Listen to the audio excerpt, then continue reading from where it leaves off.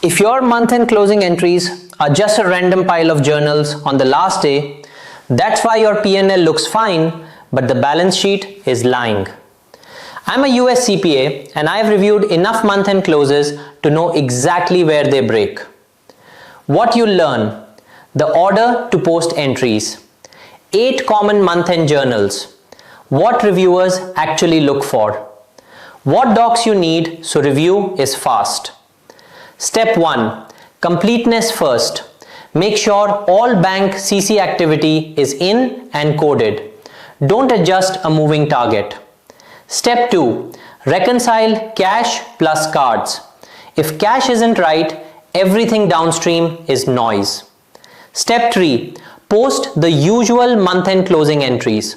Accruals, AP, expenses not booked, payroll accrual, prepaids amortization, depreciation amortization, deferred revenue changes, loan interest accrual, inventory COGS adjustments, bad debt if you track AR properly. One time a client booked a $12 plug to misc expense cash wasn't reconciled. It was duplicate bill pay. Reviewer caught it in 30 seconds. Examples: you paid $6,000 insurance for 6 months. Book prepaid, then monthly amortization. Payroll ran Jan 2 for December hours. Accrue wages payable in December. Red flags: big plugs, negative liabilities, prepaid never moving, huge flux in payroll taxes, AR, revenue not matching.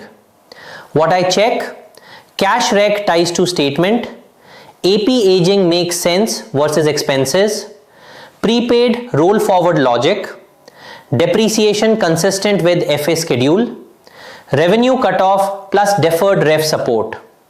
Supporting docs that should exist: bank recs, amort schedule, depreciation schedule, payroll register, loan statement. Like plus subscribe if you want more reviewer style close help. Drop a comment with your messiest month-end entry. If this sounds like your close process, you're not alone.